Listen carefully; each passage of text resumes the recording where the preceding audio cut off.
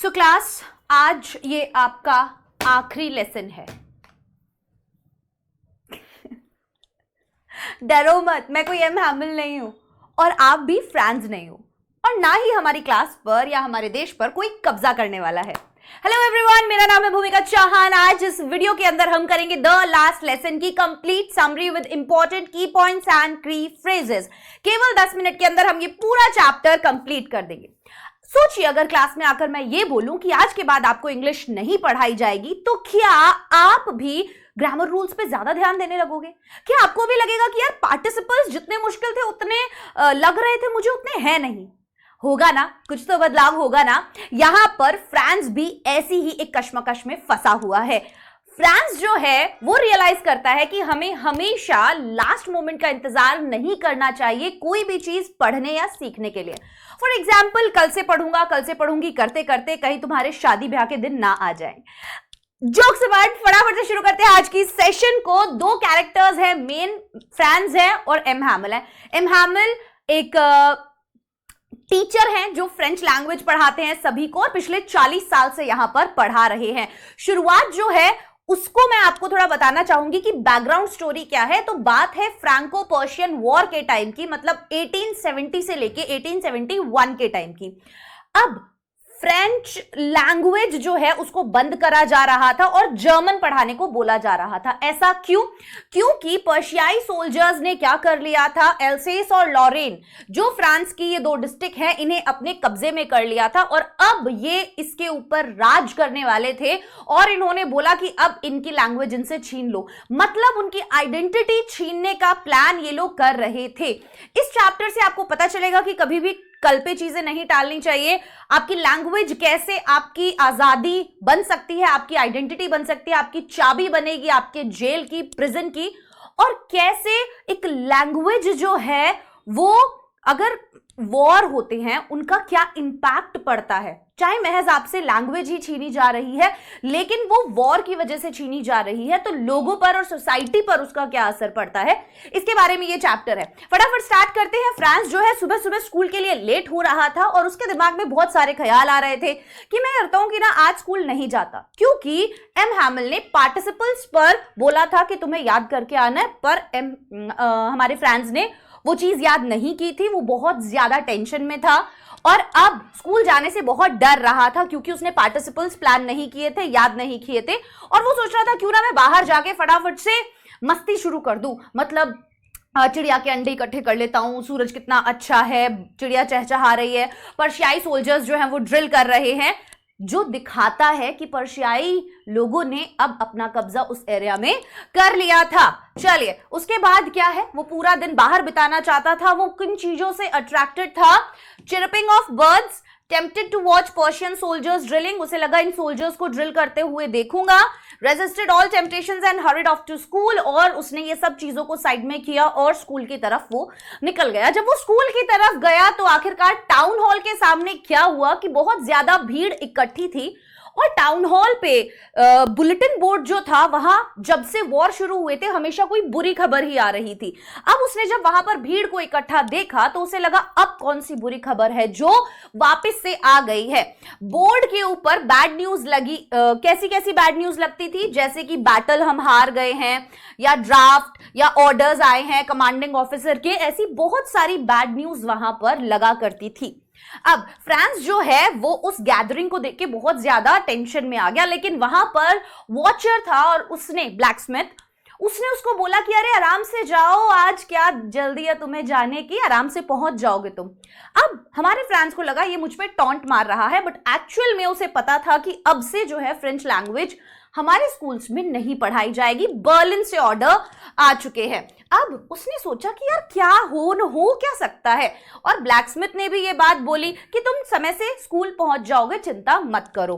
अब स्कूल जब वो गया तो उसे क्या क्या चेंजेस वहां पर दिखाई दिए। अक्सर जो हसल बसल जो शोर शराबा वहां होता था, उस दिन वहां पर वो नहीं था। जो ओपनिंग एंड क्लोजिंग डेस्क के खोलने बंद करने की आवाज जो होती थी वो वहां पर नहीं है। एक साथ बच्चे जब स्वर में लेसन रिपीट कर रहे होते हैं उसकी आवाज भी नहीं है। टीचर्स के रूरल को रैप करने की भी टेबल पे आवाज नहीं है, एज इन टेबल पे जोर जोर से स्केल को मारने की आवाज भी नहीं आ रही थी। ये सब की पॉइंट्स आपके चैप्टर्स में से उठाए हैं, आपको आंसर्स में लिखने हैं, ठीक है। Missing bustle at school that day, उस दिन स्कूल में शोर शराबा नहीं था। शोर शराबा अक्सर स्कूल का बाहर गली तक सुनाई देता था, लेकिन उस दिन सब कुछ शांत था, संडे मॉर्निंग जैसा। इंपॉर्टेंट पॉइंट, कैसा? संडे मॉर्निंग जैसा क्वेश्चन आ जाता है। सारे क्लासमेट्स ऑलरेडी क्लास में थे। फ्रांस ने सोचा था कि मैं क्या करूंगा, मैं स्कूल में शोर शराबा होगा, चुपचाप सुमड़ी में अपनी क्लास में जाके बैठ जाऊंगा। बट उस दिन तो ऐसा कुछ नहीं था, स्कूल बिल्कुल संडे मॉर्निंग जैसा लग रहा था। अब क्या करते, एम हैमिल जो है वो क्लास में आगे पीछे घूम रहे थे और उन्होंने अपना आयरन रूलर यहां पर ऐसे लगाया हुआ था और वो ऐसे टेंशन में एकदम घूम रहे थे। फ्रांस जो है वो डर गया, उसकी शक्ल पे दिख रहा था वो लाल हो रहा था डर की वजह से। लेकिन जब उसने क्लास में झांक के देखा तो ऑलरेडी सब क्लास के अंदर है। उसने सोचा आज तो पिटाई होगी, लेकिन फ्रांस सरप्राइज हो गया जब एम हैमिल जो इतने स्ट्रिक्ट टीचर हैं उन्होंने उसके साथ बहुत प्यार से बर्ताव किया। उन्होंने बोला, अरे फ्रांस तुम आ गए, हम तो तुम्हारे बिना ही शुरू करने वाले थे। अब जब उसे दिखा कि यार सर ने मुझे कुछ नहीं कहा, तो फ्रांस फटाफट से जाके अपनी सीट पर बैठ गया। और एम हैमिल जो है उस दिन एक बहुत ही प्यारी ड्रेस पहन कर आए थे, जो अक्सर वो कब पहनते थे, जब प्राइज डिस्ट्रीब्यूशन होता था, जब इंस्पेक्शन होता था, तब पहना करते थे। क्या क्या पहना था, इंपॉर्टेंट है, उनकी ड्रेस देख लो। ब्यूटीफुल ग्रीन कोट, फ्रिल की शर्ट, ब्लैक सिल्क कैप, जो वो अक्सर प्राइज डेज या इंस्पेक्शन पर पहनते थे। उसने देखा पहले टाउन हॉल, फिर उसने देखा उस ब्लैक स्मिथ ने मुझे टोका, फिर उसने देखा कि स्कूल जो है आज अलग लग रहा है, फिर उसने देखा टीचर ने मुझे कुछ नहीं करा, फिर उसने देखा टीचर ने अलग कपड़े पहने हुए हैं। बस पूरा स्कूल अजीब लग रहा था और इतने में वो रिलैक्स होता उसने पीछे वाली बेंचेस पर देखा और उसे क्या दिखाई दिया कि गांव के लोग आके बैठे हैं। अब यार गांव के लोग आके क्यों बैठे हैं, इनका क्या काम है? इन सब से वो उभरता। इतने में ही क्या हुआ बेटा, एम हैमिल ने अनाउंस किया कि आज आपका आखिरी लेसन है। अब से आपको फ्रेंच नहीं पढ़ाई जाएगी, अब से केवल और केवल जर्मन पढ़ाई जाएगी। मैं कल ये स्कूल छोड़कर जा रहा हूं। और ये जो शब्द थे फ्रांस के सर पे एकदम मतलब कि बिजली की तरह गिरे, थंडर क्लैप। अब जब ये चीज अनाउंस हुई कि बर्लिन से ऑर्डर आ गए हैं और एक नया टीचर अगले दिन क्लास ज्वाइन करेगा, felt sorry for not learning his lessons. यहां पर फ्रांस को इतना बुरा लग रहा था कि मैं टाइम से क्यों मैंने पढ़ाई नहीं करी। उसके ऊपर ये शब्द एकदम बिजली की तरह गिरे और उसे एकदम से रिग्रेट होने लग जाता है वो सारी चीजों का, उस सारे समय का जो उसने बर्बाद किया। अब रिग्रेट करता है टाइम वेस्ट करने का। Regret thinking his grammar and history books were a nuisance, कि मेरे को मेरी ग्रामर और हिस्ट्री की किताबें नॉनसेंस, बेकार, बकवास लगती थी, कोई रीजन नहीं है उनके पीछे। अब उसको वो किताबें अपनी पुरानी दोस्त लग रही हैं, उसे उदास फील हो रहा है कि एम हैमिल यहां से चले जाएंगे। जब वो टीचर थे तब वो सड़ू लगते थे, अब जब वो जा रहे हैं तो उन्हें जाने भी नहीं देना है, प्यार इतना है। Forgot all about Ham Hamill's ruler and cranky nature, सब भूल गया वो उनके बारे में कि कितने सनकी थे, कितना मारते थे, कितने स्ट्रिक्ट थे। अब M Hamel put on his fine Sunday clothes, उसे फिर रियलाइज होता है कि क्यों उन्होंने ऐसे कपड़े पहने हैं, बुलेटिन बोर्ड पे क्या लगा हुआ था, सारी चीजें एकदम से सेंस बनाने लग जाती है।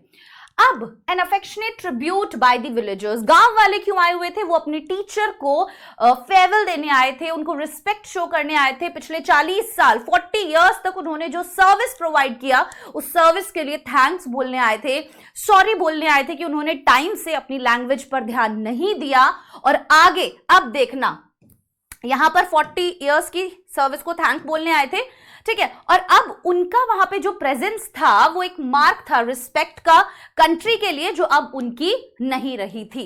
अब Franz failure to learn the rules of participles, Franz ने पार्टिसिपल्स के रूल्स याद नहीं किए थे।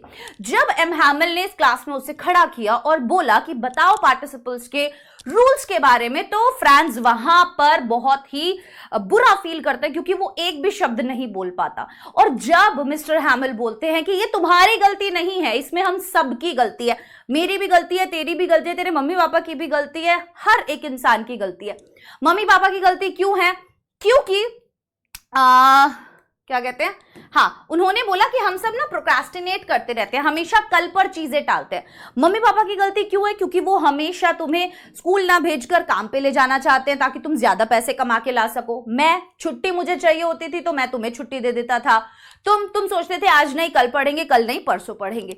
तो बस उन्होंने बोला कि ये जो सब चीजें है ना कल पर टालने वाली, ये बहुत बुरी हैं, ठीक है। Remarked how sad it was that they were Frenchmen who could neither speak nor write their own language. वो बोलते हैं हम कितनी बुरी बात है, हमें शर्मिंदा होना चाहिए इस बात पे कि हम फ्रेंचमैन हैं और हमें फ्रेंच लैंग्वेज नहीं आती।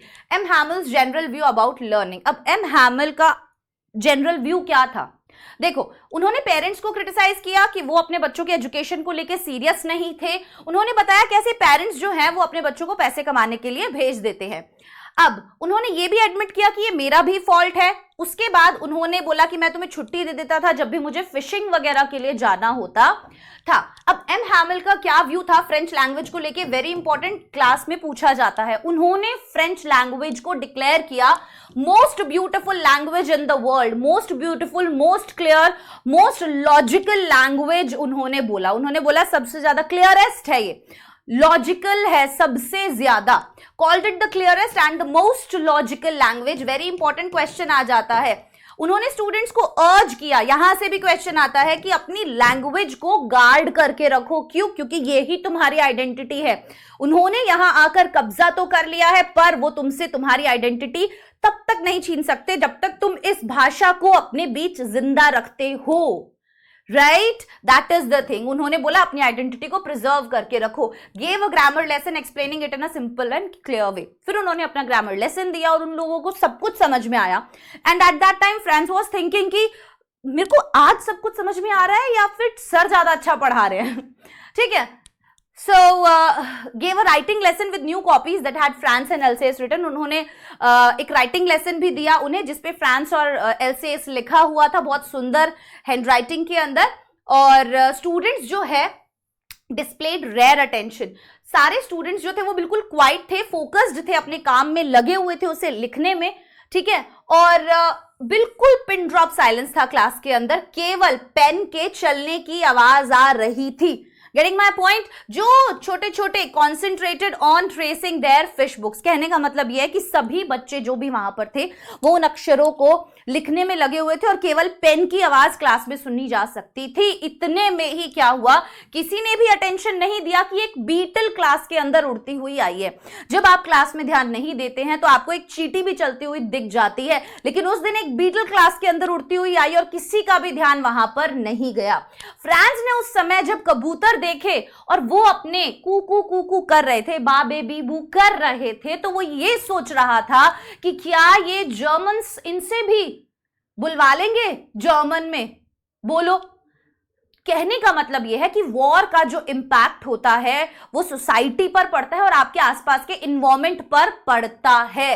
एम हैमिल ने वहां पर 40 साल अपनी सर्विस दी थी, कुछ भी वहां पर नहीं बदला था, केवल चीजें पुरानी हो गई थी, बाकी सब वैसा ही था। पेड़ बड़े हो गए थे, बाकी सब वैसा ही था, ठीक है। मैं आपको ये पीडीएफ जो है वीडियो के डिस्क्रिप्शन में लिंक है वहां से दे दूंगी। सो गार्डन जो था बाहर विंडो के क्लास के वो बिल्कुल सेम था।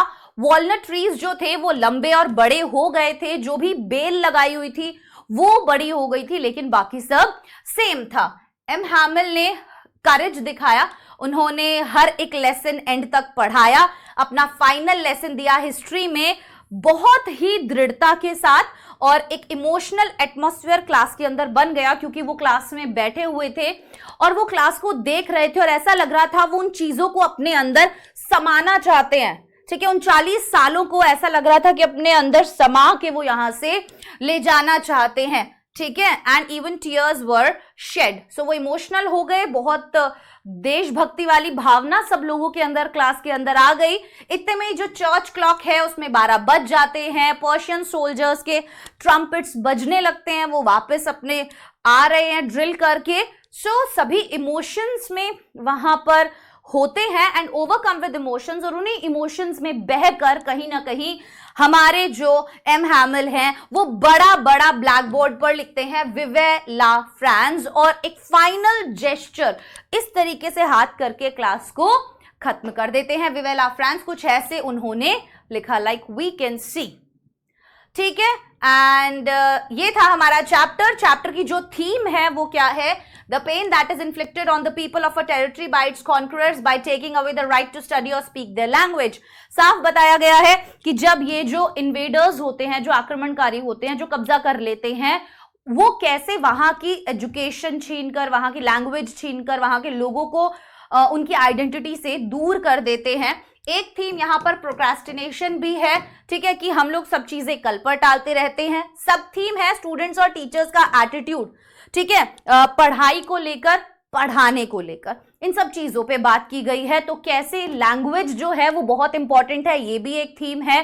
पेट्रियटिज्म भी एक थीम है और प्रोक्रेस्टिनेशन भी एक थीम है इस चैप्टर का। और ये था हमारा चैप्टर दी लास्ट लेसन। अगर आपको चैप्टर पसंद आया और समरी पसंद आई तो वीडियो को लाइक जरूर कीजिएगा। वीडियो के डिस्क्रिप्शन में लिंक है मेरे टेलीग्राम का, ये पीडीएफ आपको वहां पर मिल जाएगा। एंड इसी तरीके की और वीडियोस के लिए भूमिका चौहान चैनल को सब्सक्राइब करते रहिए, फॉलो करते रहिए। Bye bye, take care.